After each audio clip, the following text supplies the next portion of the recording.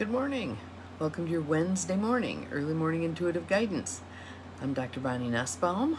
Looking forward to chatting with all of you today because we have a really good little series. It's 3 sections of taking the war out of our words, which we haven't seen in a while. The book hasn't popped up for us to do some work with. So today's the day.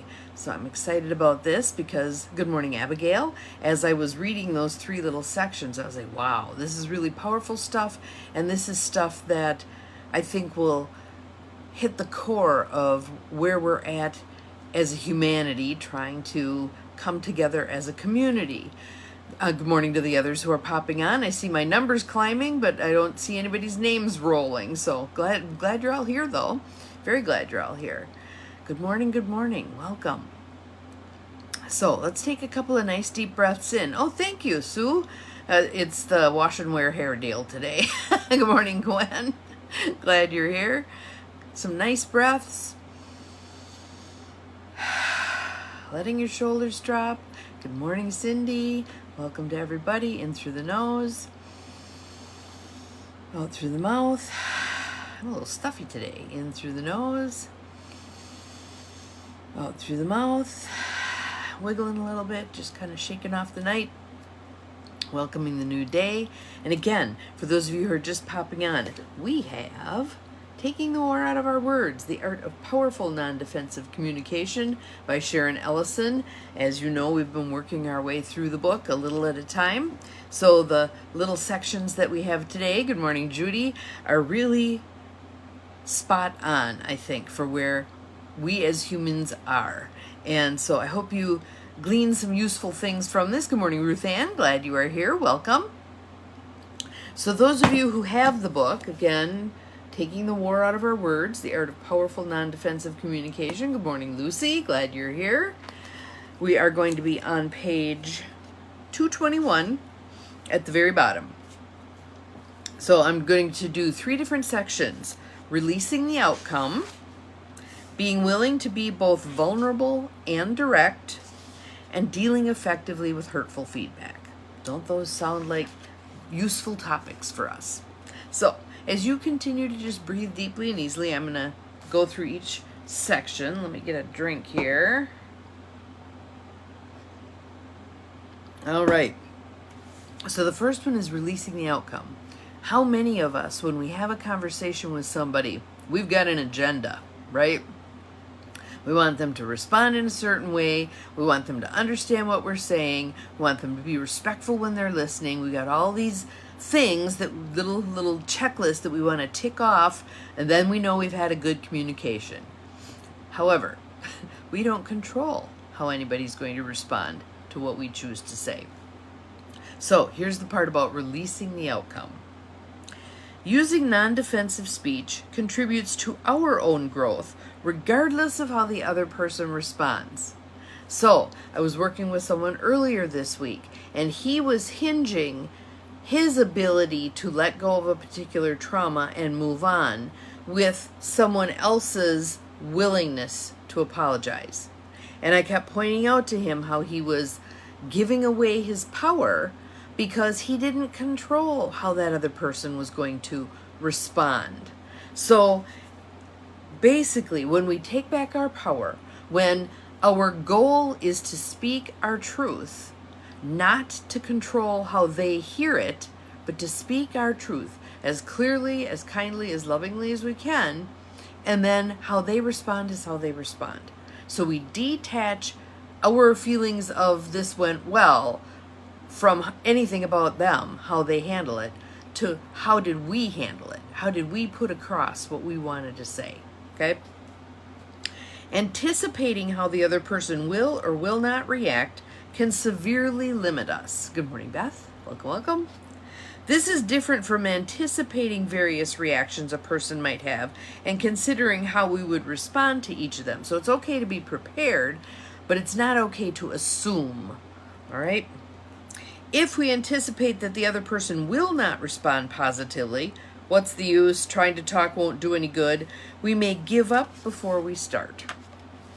And withdraw from using our own verbal power. On the other hand, if we anticipate that the other person will respond non-defensively, he or she may sense our expectation and, as indicated earlier, be more likely to resist. If we have an agenda, we're expecting something, they might get resistant to that. We can't ever know how someone will react when we speak non-defensively. We may often be surprised. So now she shares a story. I once was awakened in a hotel room at 6 a.m. by a pounding racket I later learned was caused by someone repairing a washing machine. That noise was followed by employees shouting back and forth about who was cleaning which room. I complained to the manager that the level of early morning commotion was beyond the limits of my flexibility. The manager fairly snarled. "What do you want me to do? Give you your money back?" I don't know how others would react, but his attitude would have left me feeling angry even if he did give me a refund. I asked him, "Why are you angry with me when I'm the person who was inconvenienced?" Again, when you deliver that statement, you're working to be as neutral as possible, and sometimes we have to do some deep breathing prior to saying the statement, but that was her question. Why are you angry with me when I am the person who was inconvenienced? He looked down and away from me, rapidly clenched his jaw, and gruffly said, "I'm not angry." I then said, "I see that you are not even able to look at me." In a second, his previous demeanor vanished. He looked me squarely in the eye and said warmly, "You know, I should get walkie-talkies for the maids. They have to talk back and forth while they clean the rooms, and that way they could do it quietly." He had taken the quantum leap. When I described how I saw his behavior, something must have clicked in his head and allowed him to acknowledge his defensiveness. Not only did he begin transforming about how to solve the problem, or brainstorming about how to solve the problem, he also offered to cut the charge for the room in half. We shook hands and parted smiling. Seconds earlier, I would not have bet a penny on his capacity to respond to anything non-defensively, much less try to solve the problem of how to meet the needs of his staff as well as his guests. So again, sometimes people will surprise us. We don't want to make assumptions about what the outcome's going to be. We want to meet it as neutrally as possible. Our goal, speaking our truth as clearly as possible. Good morning, Mel. And good morning to all those who rocketed past as I was reading. Glad you're all here. And notice how that goes. Notice how that goes. Again, it's a win-win because all we're concerned with is how am I handling my part of this conversation, not how the other person handles it. How am I handling it? Okay? So that's the part about letting go of outcome. The second part is being willing to be both vulnerable and direct. So, a la Brene Brown, here we go, all of that vulnerability stuff. And most of us are kind of like, oh, hell no, I'm not sticking my neck out on this thing. Listen to the stories and let's see what you think. The next step in attitude development, notice she doesn't call it attitude adjustment, attitude development is to cultivate a willingness to be both vulnerable and direct. We expose our own motivations, feelings, and thoughts, as well as giving others feedback about how we perceive their reactions. We've talked about that part prior. People sometimes find this more difficult than monitoring their intentions and assumptions. And here's one of the stories that we've talked about previously. When Susan told Elena she looked great in her dress, and then followed it by saying, "Isn't it nice that they are making better clothes for large women now?" Elena walked away devastated. The idea that she would speak to Susan directly about that comment, whether on the spot, later in the week, or after 3 years, entails a directness that to many carries with it extreme vulnerability. According to the traditional war model, again, this writer's perspective is that English is a very war-based language. So, let's find that again. According to the traditional war model, Elena's directness could cause her to be accused of making a big deal out of nothing or expose her to further attack. For a person who feels self-conscious about her weight, reopening the subject is painfully humiliating. Avoiding the topic with Susan will not heal the wound that Elena carries inside herself. In fact, she will revisit that pain each and every time she sees Susan. When we hide our vulnerability, we accept the hurt we believe someone intended. We take it in and walk around as though stuck with invisible knives. Having another person's motive exposed, even a cruel one, does not have to increase the hurt I feel. Nor does letting her know the kind of impact she had on me mean that I have to lose more self-esteem. In fact, my clarity can give me strength.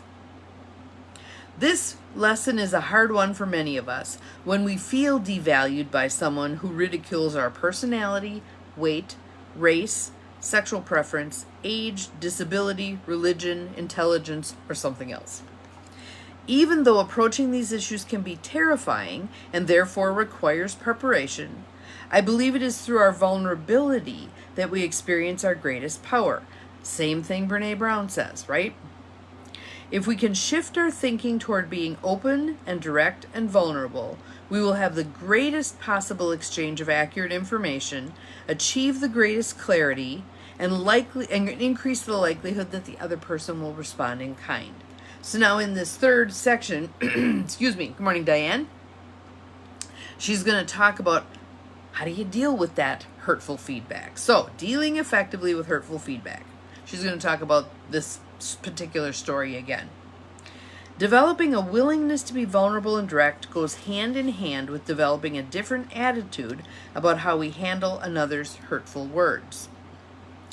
Since one goal in being non-defensive is to gather as much information as possible, as opposed to giving in, withdrawing, or counterattacking, excuse me, asking questions of someone who says something that feels hurtful can be very valuable.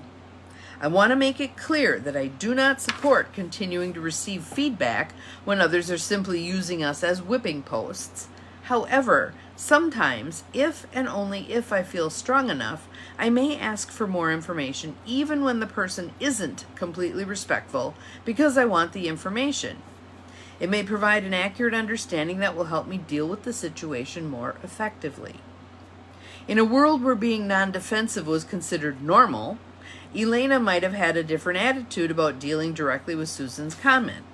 She might have asked, "When you followed your compliment about how nice I looked with a comment about how wonderful it is that they now make better clothes for large women, how did you think that would affect me?" Or she might have asked, "Were you trying to hurt me by saying that, or did you have some other reason for that comment?" Elena could have also made a statement. So the first two were questions, now she's doing a statement. "When you followed your compliment with a comment that put me in the category of large woman, it seemed to me that you were setting me up with a compliment and then knocking me down with an insult. I felt like I'd been stabbed." Once Elena brings her feelings out into the open, she can free herself from the power of Susan's judgment. And again, going back to that previous thing, letting go of the outcome. She's not trying to dictate how Susan's going to respond to her. She's genuinely curious. Morning, Kristen. Glad you are here. She's genuinely curious about what was Susan's motive in saying that. Okay? So, Elena might have been surprised by Susan's answer. "Oh no, I wasn't trying to hurt you. I'm so sorry. My comment was thoughtless. I lost 100 pounds not long before I came to work here, which you had no way of knowing. I always used to hate how they plastered polka dots and wild designs on dresses for large women, making us look even bigger. When I saw your beautiful dress and how great you looked in it, I just blathered out my next thought." Even if Susan's comments had been the thoughtless utterance of a thin woman, she would still have had a chance to learn to be more compassionate in the future. Or had Susan been a person who was using intimidation, consciously or unconsciously, as a way to establish her own power in the office, she would have exposed a mean-spirited part of herself. And what typically happens with that, when someone does that bullying kind of comment, when you neutrally call it out, when you put it on the table, they're less and less likely to do that again in the future because they know you're going to call them out on it. You're not going to allow that kind of a comment to slide. By preparing ourselves to deal openly with others' responses, we can hold others accountable, free ourselves from the grasp of judgment, and possibly find some valuable gems of information. Okay? So those 3 sections I think are just so powerful. Letting go of the outcome, being willing to be both vulnerable and direct, and dealing effectively with hurtful feedback. I know for myself, if someone lets me know that something I've said is hurtful, I can then do something about that. If they don't say anything, if they just walk away, I can't fix anything. And I can't take a look at, why did I say that? Because underneath there might be some of my own prejudice that I'm not overly aware of. Or maybe it's something like I'm tired and I need to eat something and whatever. I'm hangry.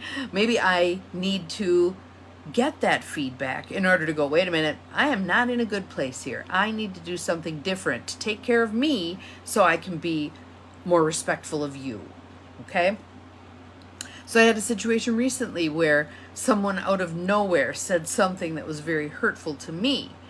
And good morning, Susan. And I was aware that the processing that I went through, usually I would have just snarled back. Okay? What I did instead was take a step back, look at the bigger picture, let go of outcome. I don't need to control what this other person says. And honestly came to a place of understanding that this is a person who doesn't have great social skills. So she said something that was hurtful unintentionally. It was not her intention to hurt me. Being aware of that, there will come a point where when we have a little distance from it, I can speak my truth to her about when you said X, my feelings got hurt. And I'll own responsibility for my hurt feelings, but I wanted to let you know that saying that really caught me off guard and I felt hurt. Wherever she goes with it, she goes with it. She may get defensive. She may deny she said it. She may not remember she said it. Whatever. It doesn't really matter. Good morning, Linda. Because my part of this equation, my part of this conversation is I want to say what I need to say. I want to honor my feelings, and I'm letting go of the outcome. My job to say it as clearly as I can say it, and as vulnerably as I can say it, and as neutrally as I can say it, and then whatever she does with it, she does with it. So, love to have us all practicing some of this stuff today. Again, as we've learned throughout the entire book, when there's something that is triggering to us, we need to take the time, to take the breath, to pause, to even maybe say out loud, okay, give me a minute on that one. Let me run to the bathroom. I'll be right back. Then I'll respond. Buy yourself some time if you need to get yourself in a place where you can ask your question or make your statement neutrally. All right? I know this is a tall order, but I have great faith in all of you. I know we can do this. All right? So, have an awesome day. We'll see you again tomorrow. Remember, you're capable of far more than you think you are. Bye-bye.